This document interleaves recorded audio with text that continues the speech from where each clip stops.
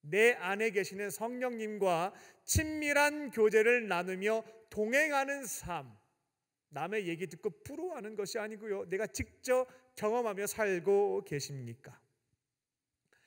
개인적인 말씀을 드려서 죄송합니다. 지난주에 설날 연휴가 있었습니다. 이번 연휴 기간 동안에는 성령 충만함을 유지하면서 오랜만에 만난 가족들에게 다른 사람이 할 수 없는, 나만이 할 수 있는 사명들을 이루어가면 좋겠다 라는 마음의 소원을 주셔서 예전과는 달리 명절 기간 동안에도 매일 말씀과 기도 생활을 지켜봤습니다. 저는 신앙생활과 관련해서 다양한 도전과 실험을 저한테 하는 것을 굉장히 즐겨합니다. 이번에도 도전을 한번 해봤습니다.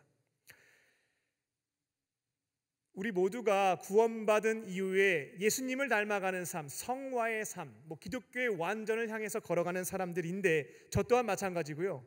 그래서 그 길에서 하나님께서 김 목사 이건 좀 아닌 것 같아 라는 마음을 주시는 게 있다면 성경을 통해서 어떻게 해결할 수 있을까 답을 내리고 제 삶에서 적용해 보는 거죠. 실험해 보는 겁니다.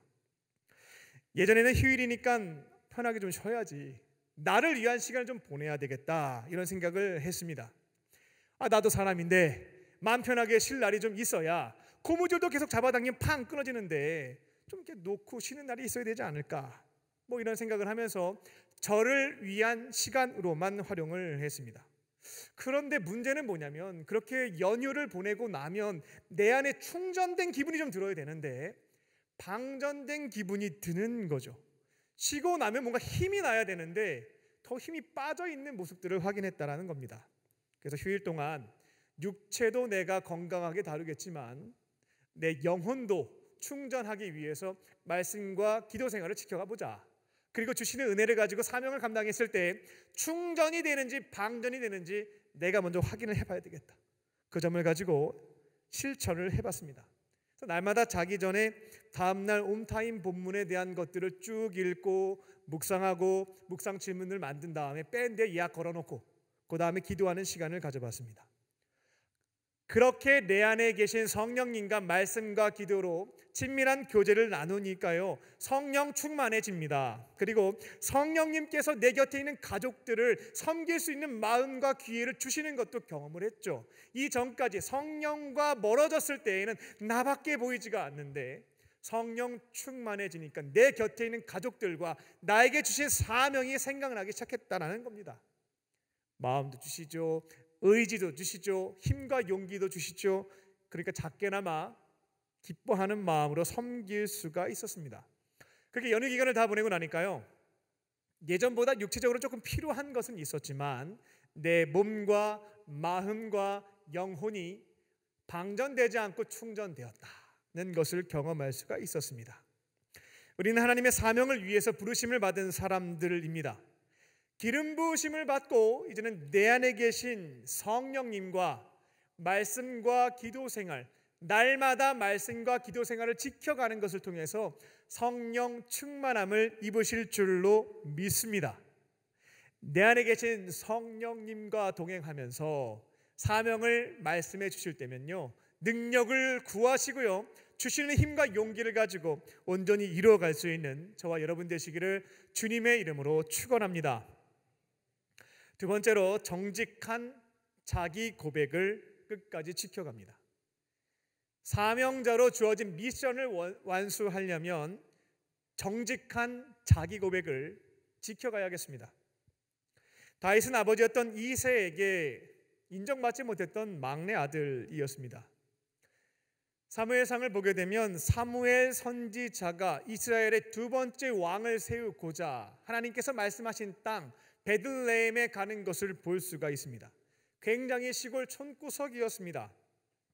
사무엘 선지자가 방문하게 되자 시골에 유명한 사람이 오다 보니까 온 동네가 들썩거렸습니다. 비록 이 사무엘 선지자는 은퇴한 사람이긴 했지만 12부족 연합체를 이끌었던 지도자, 우리로 얘기하면 대통령과 같은 사람이었고 전체 군사권과 재판권을 가지고 있는 지도자였습니다. 하나님의 말씀을 능력 있게 선포하는 선지자였고 하나님 앞에 제사를 드리는 것을 주관했던 제사장이기도 했습니다. 지도자, 제사장, 선지자였던 사무엘이 방문하니까 그래도 한번 얼굴 도장 찍고자 많은 사람들이 찾아왔겠죠. 근데 놀랍게도 그 많은 사람들 중에 사무엘 선지자는 이새라고 하는 사람을 주목해서 지목하였고, 당신의 아들들을 데리고 와서 나와 함께 하나님께 드리는 제사에 참여하게 하십시오 라고 말했습니다. 아버지 입장에서는 얼마나 좋은 기회예요. 유명하신 분, 권력이 있는 분이 찾아와서 우리 집안을 초청해 줬으니 아들들을 깨끗하게 씻기고 좋은 옷 입혀서 인사시키면서 이름 각인시키는 것이 중요한 일이었겠습니다. 사무엘은 그 자리에서 이새의 8명의 아들 중 한 명에게 기름을 부을 작정이었습니다. 기름을 붓는다라고 하는 것은 왕, 제사장, 선지자를 임명할 때 하는 행위였기에 아마 이새도 내 아들 중에 누가 하나님께 귀하게 쓰임받는 그런 사람이 될 것인가 기대하는 마음으로 한 명씩 소개했을 겁니다. 그런데 이 놀랍게도 이 중요한 자리에 아버지 이새는 8번째 아들이었던 다윗은 제외시켰습니다. 그러니까 아마도 이제 이새가 볼 때 얘는 낄 자리가 아니다. 기름 부음을 받는 건 굉장히 위대한 사명을 감당하는 사람이 되는 건데 내가 볼 때 막내 다윗은 아니야 라고 판단한 것이죠. 이후에 이스라엘과 블레셋과의 전쟁이 발생했을 때에도 이새는 첫째 아들부터 셋째 아들까지 전쟁터에 참여를 시켰고 막내 아들이었던 다윗은 제외시킨 것을 볼 수가 있습니다. 다윗에게 주었던 임무는 뭐냐면 너는 양을 잘 돌봐라. 그리고 형들이 안전하게 잘 지내고 있는지 가서 확인해 봐라. 요 정도만 맡겨 주었습니다. 그러니까 다윗은 어렸을 때부터 아마 형들이 잘났던 것 같아요. 이 잘난 형들 밑에서 나는 부족한 사람이구나 라는 것을 알고 있었습니다. 나는 형들보다 부족해요 라는 고백이 겸손한 고백이 아니고요, 정직한 고백이었다라는 겁니다. 8명의 형제들 중에서 내가 제일 뛰어난데 내가 교만에 빠지면 안 되니까 이렇게 겸손한 고백을 해야지 라는 차원에서 말한 것이 아니고요, 자기 자신에 대해서 정확하게 알고 있었다는 겁니다. 정직하게 나는 부족하고 연약한 사람입니다 라는 것을 말했던 것이 다윗이었다는 겁니다. 다윗은 이처럼 자신의 부족함과 연약함을 겸손한 척하면서 말하는 게 아니고요, 정직하게 알고 고백했기에 또 어떻게 하면 좋아요?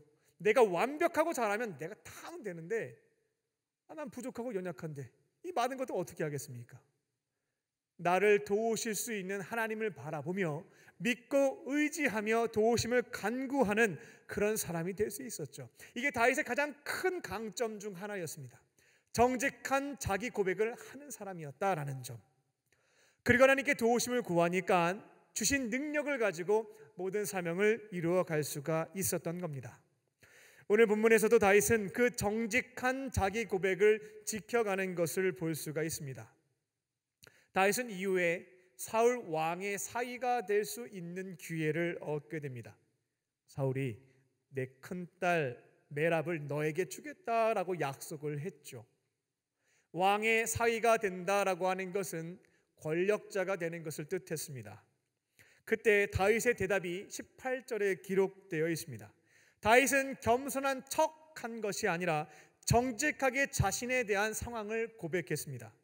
저는 부족한 사람입니다. 우리 집안은 별 볼 일이 없습니다. 저는 왕의 사위가 될 자격이 없는 사람입니다. 잘났는데 겸손한 고백을 한 것이 아니고요, 정직하게 자신의 상황에 대해서 말했던 사람이 다윗이었다는 겁니다. 23절을 보게 되면 다윗은 왕의 사위가 될 수 있는 두 번째 기회가 오게 되죠. 그때도 똑같이 정직하게 자기 고백을 하는 것을 볼 수가 있습니다. 저는 가난하고 천한 사람입니다. 저는 시골 출신이고 배운 것도 없고 아버지의 양을 치던 목동이었습니다. 그리고 왕의 딸을 아내로 맞이하기 위해서는 지참금이 필요한데 저는 돈도 많지가 않습니다.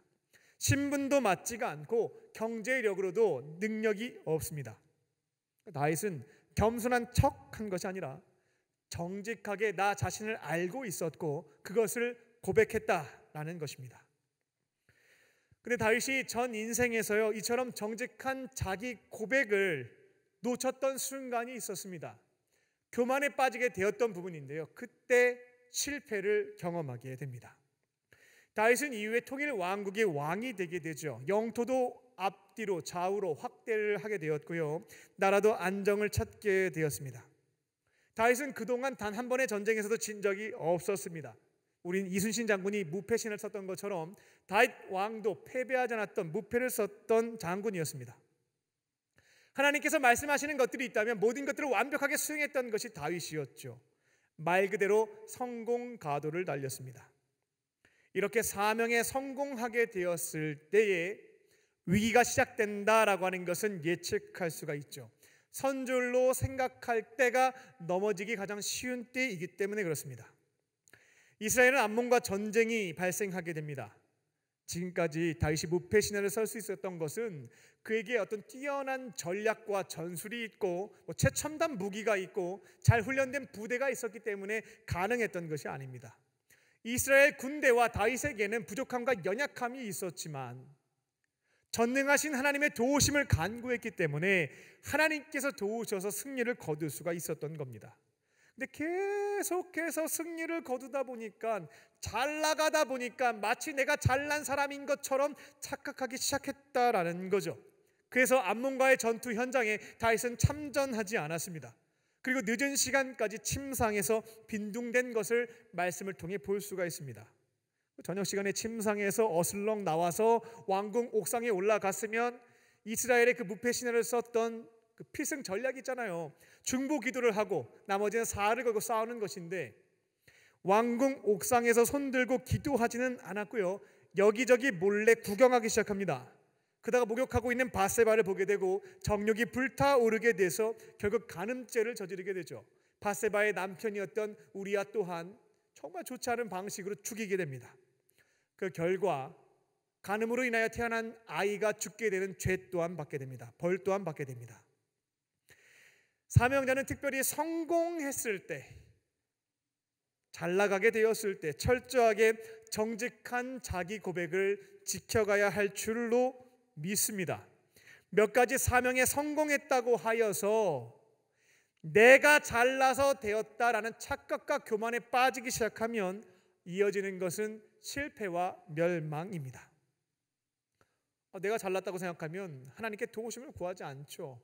그럼 어떻게 승리를 거둘 수가 있겠습니까? 망하는 겁니다. 나는 부족하고 연약한 사람이다. 하나님께서 도와주셔야만 승리할 수 있다. 정직한 자기 고백과 하나님에 대한 신실한 신앙 고백이 있을 때에 실패하지 않고 모든 사명을 끝까지 완수할 수 있다라는 것입니다. 다윗 왕의 전임자였던 사울 왕도요, 처음부터 자기 착각, 교만에 빠지지는 않았습니다. 근데 이후에 조금 잘 나가게 되다 보니까 몇 가지 사명을 완수하게 되니까 마치 내가 잘나서 된 것 마냥 교만에 빠지게 되었고, 마치 자신이 하나님이 된 것 마냥 하나님의 율법도 어기고 자기 멋대로 행하기 시작하죠. 그러면서 버림받게 되었습니다. 하지만 처음에 사울 또한 정직한 자기 고백을 갖고 있었던 사람이었거든요.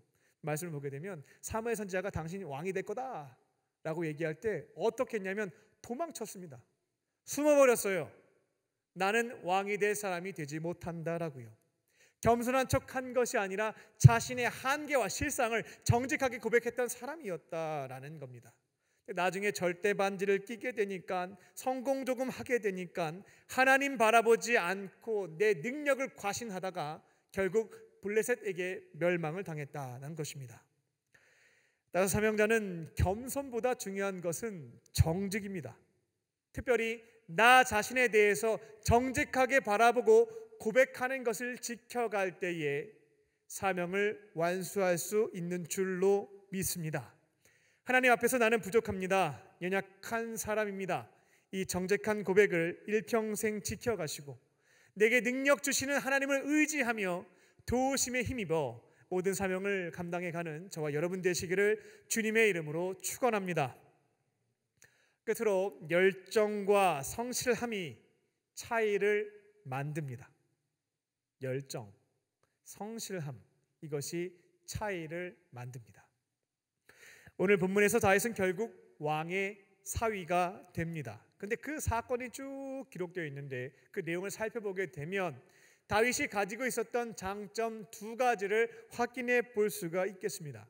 그가 가지고 있었던 장점은 외부적인 스펙은 아니었고요, 내면적인 것, 삶의 자세와 태도에 해당되는 부분이었습니다. 다윗의 장점은 두 가지로 볼 수가 있겠는데 열정과 성실함이었습니다. 그리고 그의 열정과 성실함이라는 것이 다른 사람들과는 다른 차이를 발생시켰다라는 것도 확인해 볼 수가 있겠습니다.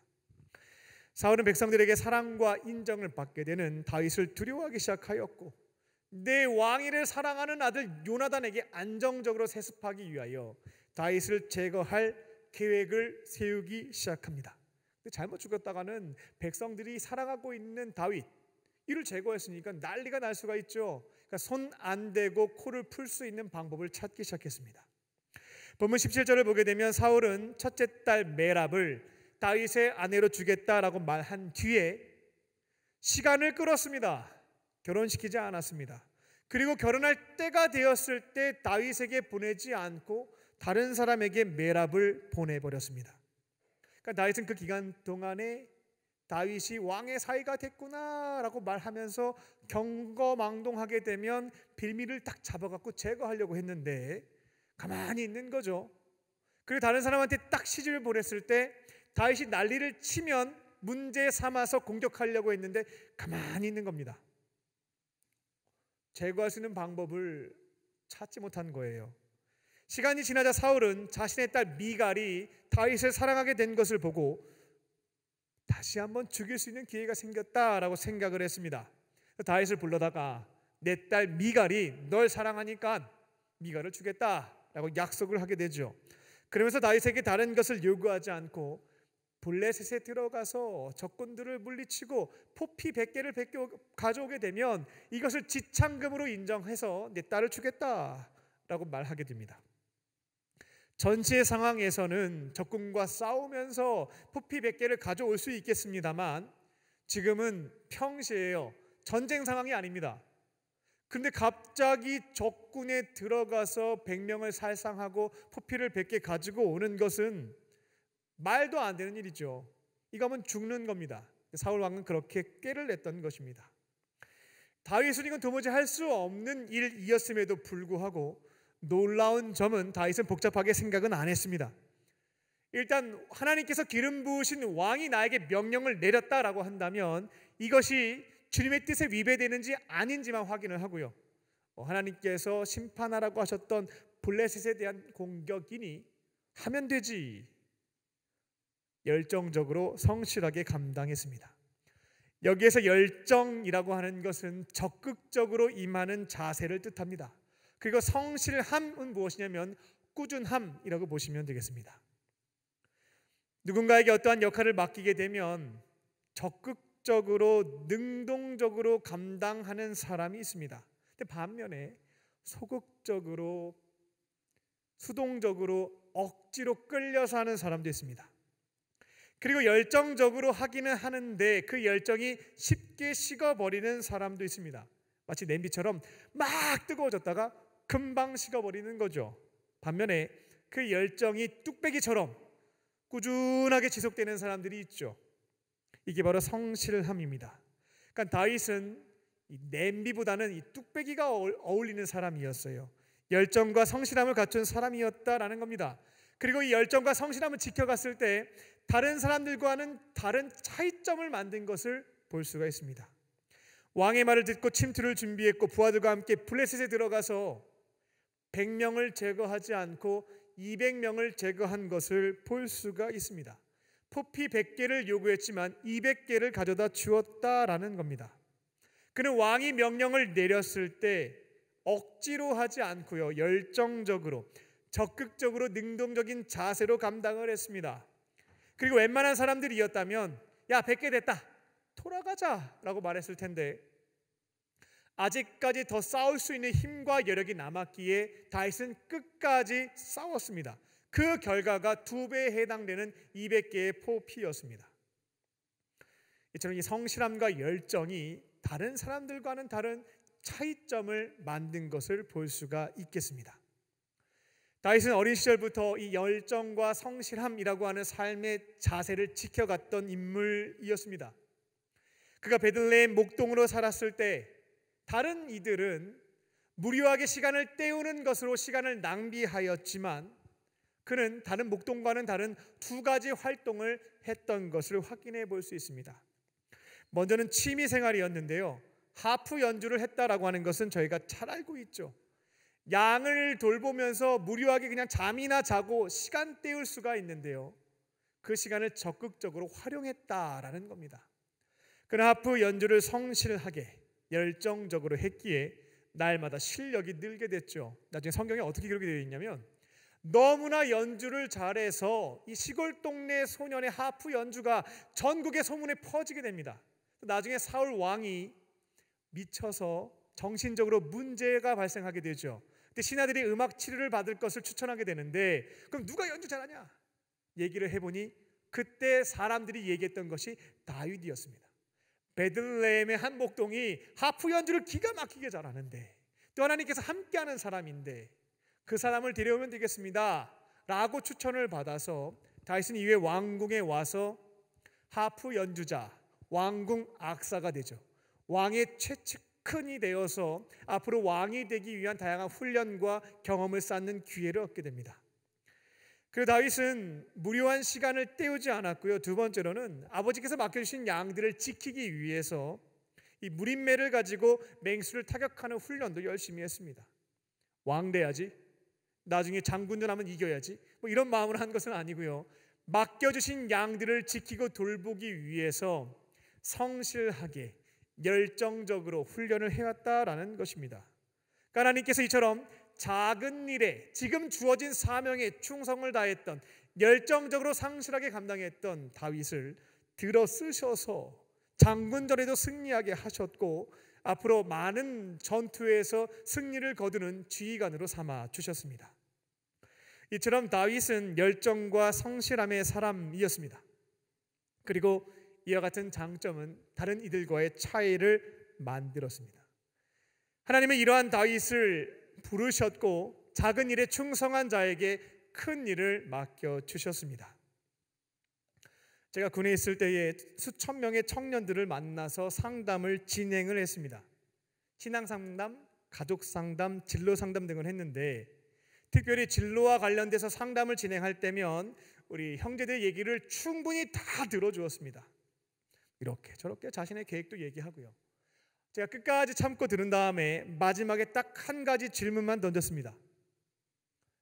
그래서 당신은 그 아름다운 미래를 위해서 지금 무엇을 하고 있습니까? 이 질문만 던졌어요. 그때 대부분의 형제들은 선생님 군생활 힘들어 죽겠는데 전역하는 다음부터 시작해야죠 라고 대답을 했습니다. 하지만 소수의 형제들은 이 질문에 대해서 정확한 답변을 하는 것을 들을 수가 있었습니다.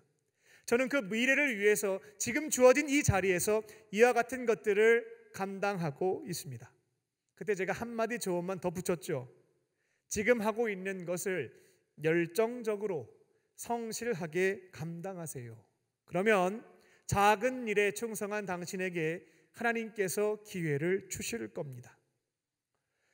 우리에게 하나님께서 맡겨주신 자리가 있습니다. 가정, 교회, 일터가 있죠. 그리고 다른 사람이 할 수 없는 나만이 할 수 있는 역할과 사명이라는 것이 있습니다. 비록 지금 주어진 것이 굉장히 작아 보인다 할지라도 열정적으로 성실하게 그 모든 것들을 이루어 가실 줄로 믿습니다. 열정적으로 성실하게 감당할 때요 차이가 발생하기 시작하고요 하나님께서는 그런 사람들에게 큰 일을 맡겨주십니다. 말씀을 맺겠습니다. 사명자에게 필요한 것은 성령 임재보다 그 이후에 성령 충만입니다. 날마다 말씀과 기도 생활을 통해서 성령 충만함을 지켜가실 줄로 믿습니다. 나는 부족하고 연약한 사람이라는 정직한 자기 고백을 끝까지 지켜가시기 바랍니다. 그래야만 전능하신 하나님을 바라보고 도우심을 받으며 모든 사명을 완수할 수가 있습니다. 하나님께서 파송하신 자리에서 작은 역할과 사명이 주어진다 할지라도 열정적으로, 적극적으로, 성실하게, 꾸준하게 감당하심으로 다른 이들과는 다른 차이점들을 만들어내시고 더 큰 사명을 이루어가는 저와 여러분 되시기를 주님의 이름으로 축원합니다. 기도하겠습니다. 살아계신 하나님, 하나님의 부르심 받은 사람으로 맡겨주신 모든 사명을 온전히 이루어 드리길 원합니다. 날마다 말씀과 기도 생활을 통해서 내 안에 계신 성령님과 친밀한 교제를 나누게 하여 주시고 말씀하시는 사명, 도우심을 받으며 온전히 이루어가게 하여 주시옵소서. 교만에 빠지지 않게 하여 주시고 자기 착각에 넘어지지 않게 하여 주시고 정직한 자기 고백을 지켜가며 전능하신 하나님의 도우심을 구할 때에 주시는 능력을 가지고 불가능한 사명도 온전히 이루어갈 수 있는 우리 모두가 되게 하여 주시옵소서. 그렇게 하실 줄 믿고 감사드리오며 예수님의 이름으로 기도합니다. 아멘. 오늘 주신 말씀을 생각하며 우리 주만 의지에 함께 찬양하시겠습니다.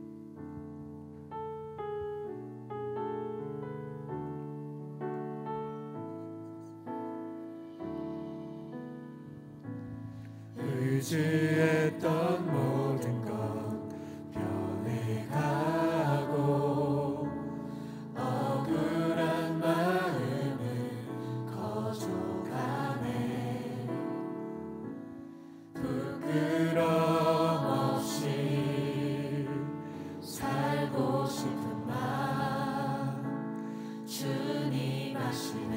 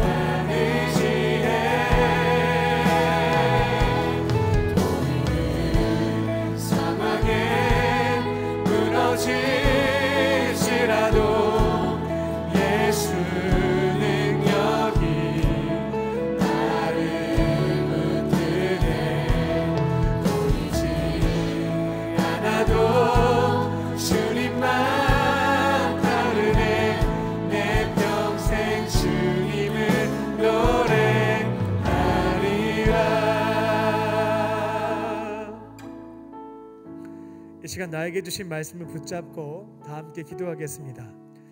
먼저는 주님께서 나에게 주시는 그 음성을 들어보겠습니다. 1분 정도 눈을 감고 침묵하며 오늘 나에게 말씀하시는 주님의 음성을 듣도록 하겠습니다. 기다려보면 생각나게 하시는 말씀도 있고 보여주시는 장면도 있습니다. 결단하게 하시는 마음도 있습니다. 이 시간 1분 동안 기대하는 마음으로 또 주의 음성을 듣겠습니다.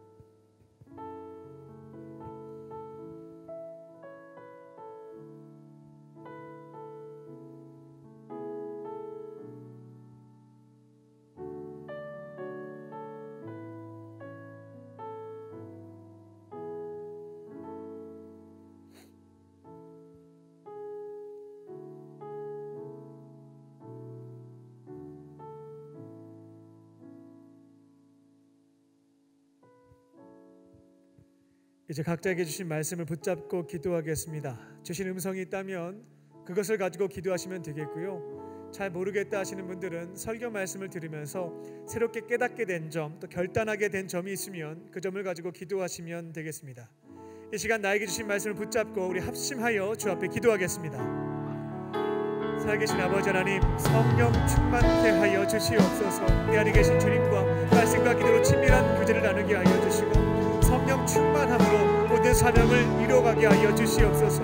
나에게 말씀하시는 주의 음성 듣게 하여 주시고 주의 능력을 구할 때 역사하여 주셔서 주시는 힘과 능력과 지혜와 용기를 가지고 모든 사명들을 이루어가는 인생이 되게 하여 주시옵소서. 하나님, 자기 착각과 교만에 빠지지 않게 하여 주시옵소서. 한두 가지 일이 잘 될 때면 교만에 빠질 때가 많이 있습니다. 하나님, 나는 부족하고 연약한 사람이다 라고 하는 정직한 고백을 일평생 지켜가게 하여 주시고 내 안에 계신 주님의 도우심을 구할 때에 주님 주시는 능력을 가지고 모든 사명들을 주와 함께 감당해 나아가는 복된 인생이 되게 하여 주시옵소서. 하나님, 성실과 열정으로 모든 일들을 이뤄가기를 원합니다. 수동적으로 억지로 모든 것을 하지 않게 하여 주시고 적극적으로 감사하는 마음으로 열정을 가지고 이뤄갈 수 있게 하여 주시옵소서. 하나님, 힘겹다 할지라도 쉽게 포기하지 않게 하여 주시고 성실함을 가지고 꾸준하게 이뤄가기를 원합니다. 저 같은 삶을 지켜갈 때에 다른 일과 다른 차이를 만들어낼 수 있게 하여 주시고 지금 나에게 주어진 그 자리에서 맡겨진 사명들을 성실하게 감당해 나아갈 때에 하나님께서 주시는 그 사명도 이루어드릴 수 있는 복된 삶이 될 수 있도록 역사하여 주시옵소서. 지금 주어진 것들을 남의 인간들과 비교하지 않게 하여 주시고 주신 사명 집중하며 성실과 열정으로 감당하는 그 삶이 될 수 있도록 지켜주시옵소서. 구원받은 주님의 자녀로서 하나님께서 주의 이름을 부르시는 그 순간까지 복된 사명들을 이루어가는 그런 복된 삶이 되기를 원합니다. 사명대로 부르셨사오니 모두를 이루어갈 수 있게 하여 주시고 주님 받는 그 자리에서 자기가 칭찬받을 수 있는 칭찬받는 종들이 되게 하여 주시옵소서.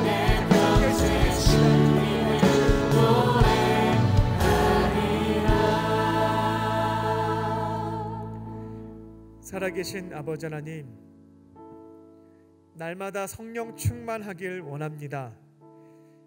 말씀과 기도 생활을 통해 내 안에 계신 주님과 친밀한 교제 나누게 하여 주시고 가정과 교회 일터에서 말씀하시는 주의 사명의 음성을 듣고 도우심을 구하며 순종하는 사명자들이 되게 하여 주시옵소서.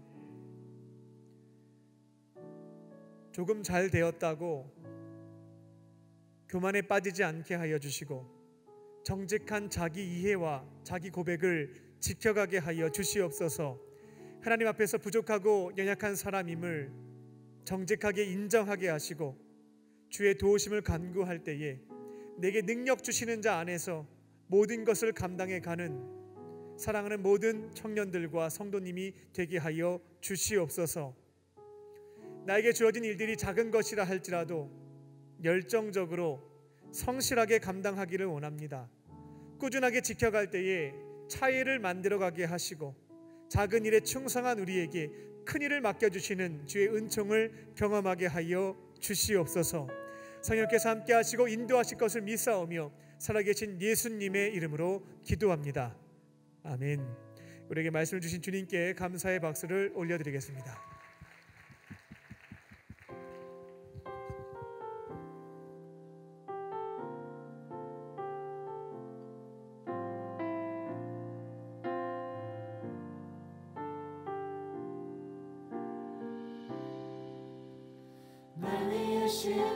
십자가에서 깨뜨리신 사랑 오늘도 그 사랑 안에 나 거합니다. 주님의 생명 내 안에 있고 주님의 사랑 날 강건하니 나 오늘도 주께 내 삶을 깨뜨립니다. 오 주여 내 삶을 깨뜨립니다. 주 머리 위에 묻습니다. 내 모든 삶과 생명을 주님 얻으소서. 오 주여 내 삶을 깨뜨립니다. 주 머리 위에 묻습니다. 주님께라면 아깝지 않습니다.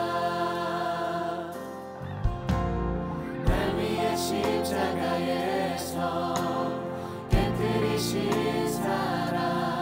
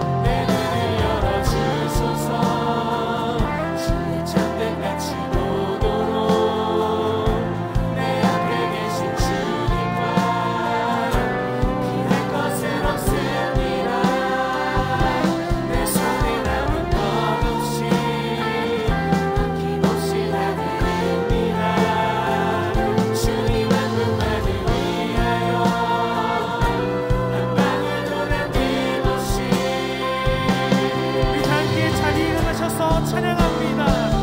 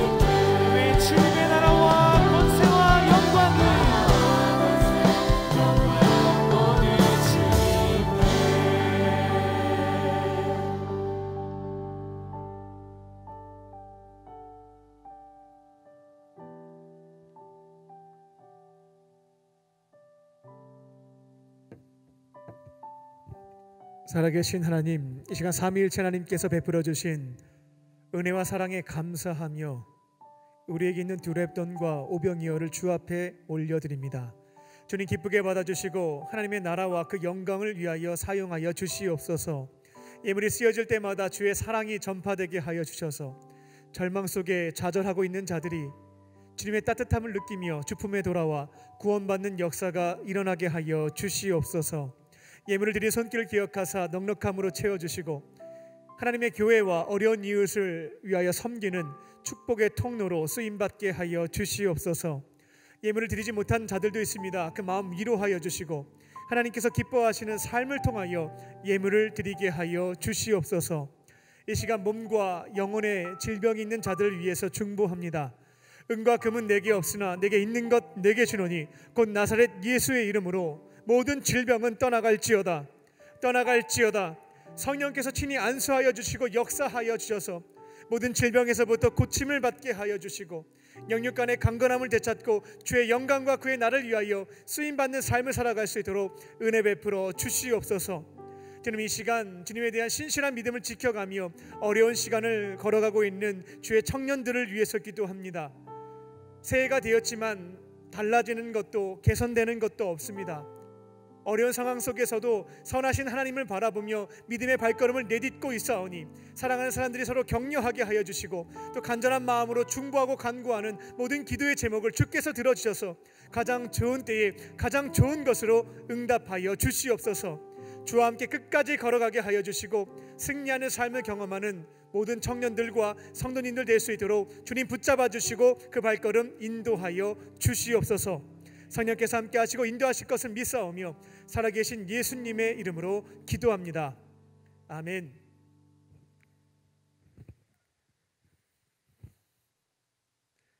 할렐루야. 우리 서로를 향해서 인사를 나누겠습니다. 하나님은 당신을 사랑하십니다 라는 마음을 담아 소리는 내지 않고 목례하는 것으로 인사하겠습니다.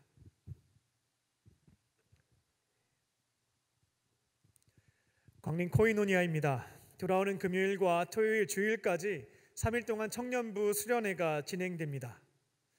한번 이렇게 생각을 해보시면 좋겠어요. 내 인생에서 신앙적인 체험과 성장을 경험했던 시간과 자리는 언제였을까? 되돌아보면 결국 수련회였구나 라는 것을 확인하실 수가 있겠습니다. 저도 개인적으로 고등학교 1학년 때 수련회에 참여해서 신앙적인 체험을 얻게 되었는데 그때 그 시간이 나에게 없었다면 지금 현재 나는 어떠한 모습으로 살고 있을까 가끔씩 생각을 해보게 되는데요. 그러면 답이 없습니다. 우리 국내 선교팀이 기도하면서 안전하게 수련회가 진행될 수 있도록 정성을 다해서 준비하였습니다. 모든 청년들은 함께 참여하셔서 신앙적인 체험과 성장 또 우리 공동체성이 회복되는 그런 시간이 되시기 바랍니다. 그리고 청년부의 새로운 전통을 만들겠습니다. 돌아오는 토요일에는 8시 30분까지 교회에 오셔서 등록 및 자가 진단 검사를 받아주시고 버스에 탑승해 주시기 바랍니다. 그리고 오전 9시가 되면 지체하지 않고 뒤도 돌아보지 않고 버스 문을 닫고 출발하겠습니다. 노아의 방주의 문이 닫혔을 때 바깥에서는 열 수 있는 방법이 없었습니다. 마찬가지로 핸드폰 시계로 9시가 되면 버스의 문을 닫고 출발하겠습니다. 8시 반까지 오셔서 등록과 검사를 모두 다 맞춰주시고 9시에 출발할 수 있도록 협조해 주시기 바랍니다. 당일 일정이다 보니 출발부터 지연되게 되면 하루 전체 일정에 차질이 발생되게 됩니다. 꼭 기억하시고 협력해 주시는 우리 성숙한 청년들 되시기 바랍니다. 그리고 오늘까지 신청을 마감하겠습니다.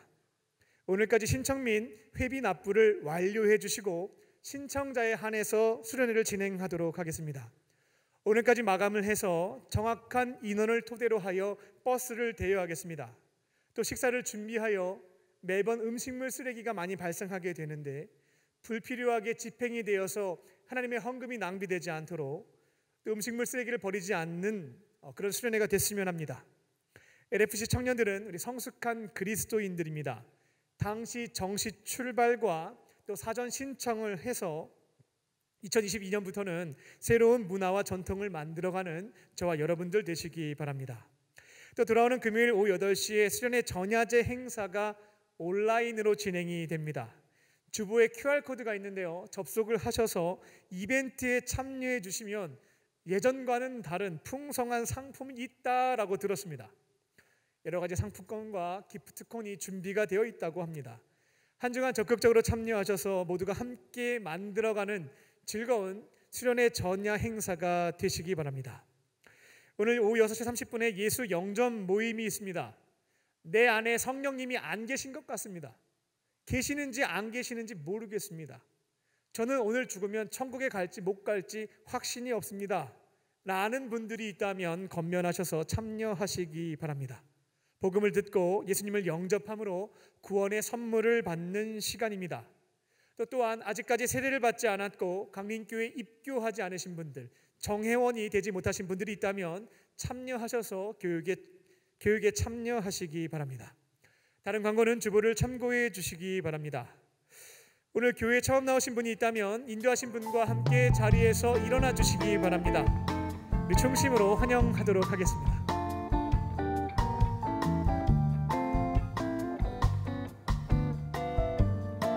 우리 곁에 있는 우리 형제 자매님들을 축복하겠습니다. 나의 사랑, 나의 자녀. 나의 사랑, 나의 자녀, 너의 하나님 여호와 내 맘에 계시니 너를 구원하셨네.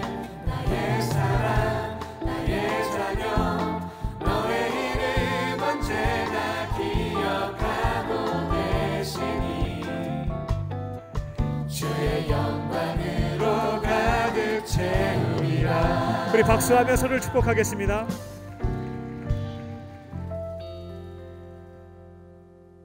죄송합니다. 제가 한 가지 실수를 했습니다. 우리 수련회 홍보 영상이 있는데요. 같이 함께 영상을 보고 결단 찬양하겠습니다.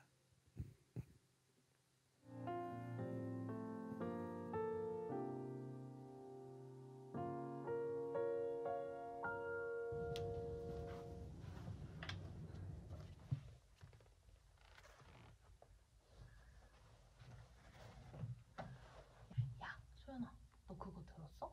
이번에 종원이 한국사 땄대. 이제 완전 필수라던데? 맞아.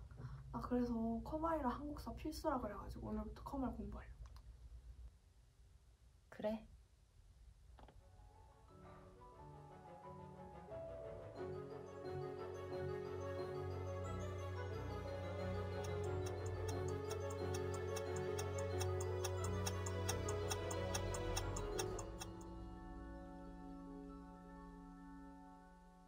그럼 면접 시작하겠습니다. 자기소개 한번 해주시죠.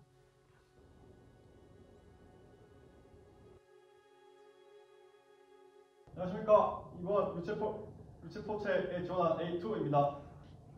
저희 회사가 A2 지원자를 뽑아야 되는 이유가 뭐죠?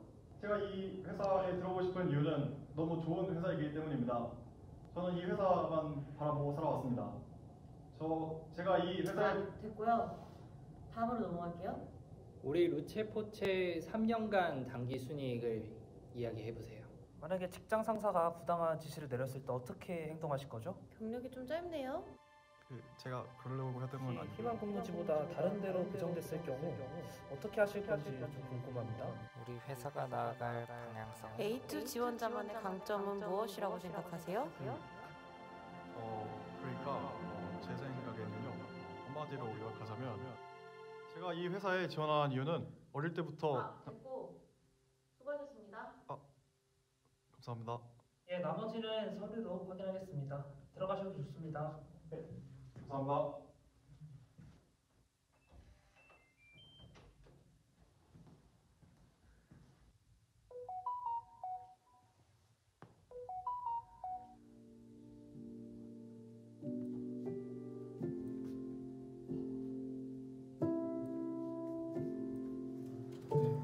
네, 알겠습니다. 네. 무슨 일 있어? 아니, 별일 없습니다. 보고서 잘 썼고? 네, 보고서는 작성 다 완료됐고요. 이거 CR에 겹치 틀린 것 같은데? 네, 바로 수정하도록 하겠습니다. 네. 있어. 계속 한번 해봐. 계속. 고생이 많어. 이거 저기 30분이면 해. 조금만 더 해줘. 네네네. 잘할 수 있어. 네. 알짝달짝스 알죠. 네. 급할수록 돌아가라고 했다고. 돌아서 어떻게 우리 동해바다나 한번 갔다 올까? 동해 받아 좋죠. 좋지. 가서 여기 또 이런 걸 다. 제주도 푸른밤. 좋아. 그래, 분위기 좋게 이렇게 가야지. 네. 분위기 좋네. 야 신입, 너는 일을 어디서 배워왔길래 이따구로밖에 못해? 죄송합니다. 그래 박대리, 신입들 똑바로 안 시켜? 연애하니까 신나는데? 사랑이 딱대리야? 웃겨? 부서 분위기 좋다. 너 오늘까지 마무리해. 좁아.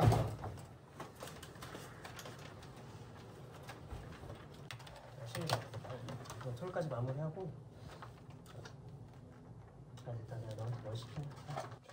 죄송합니다. 가라. 죄송합니다.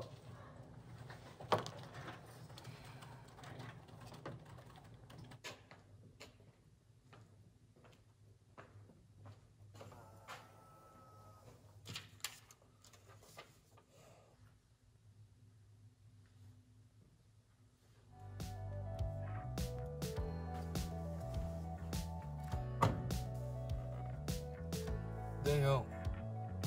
저랑 수련회 같이 가시죠.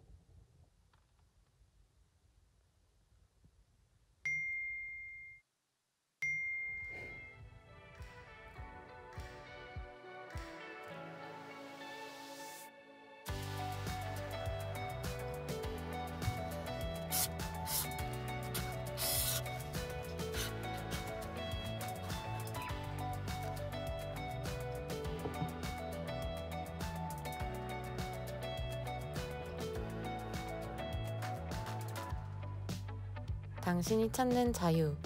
여기서 찾아보는 건 어떨까요?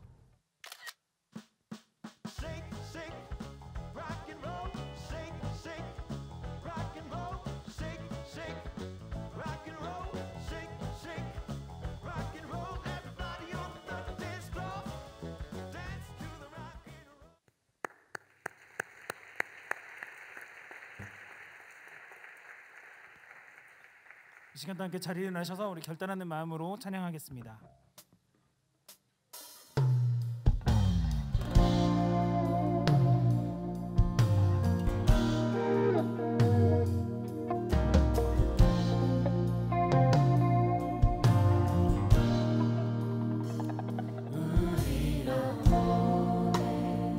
주가 주신 꺼지지 않는 빛이 있네.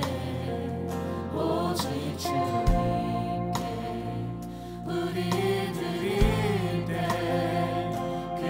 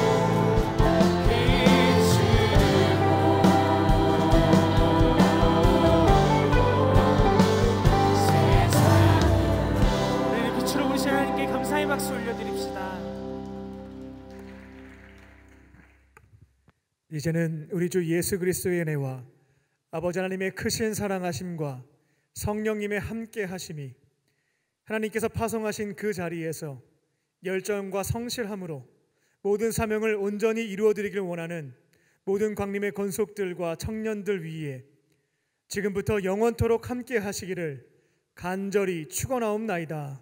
아멘.